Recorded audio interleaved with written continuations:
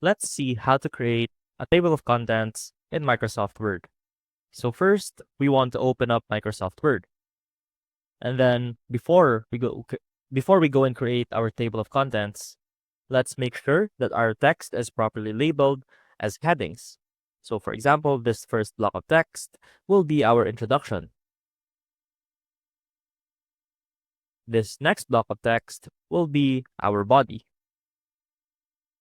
And this final block of text will be our conclusion. And now let's highlight all of those. Go over to the Home tab and click on Heading. That will automatically set them as headers. Now, let's insert a page break by clicking Control and Enter.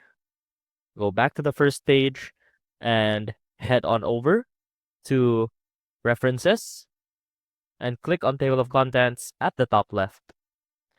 And if you click any option here, that will automatically set a table of contents for you along with the page numbers and the headers that you set. And that is how you create a table of contents in Microsoft Word. See you soon!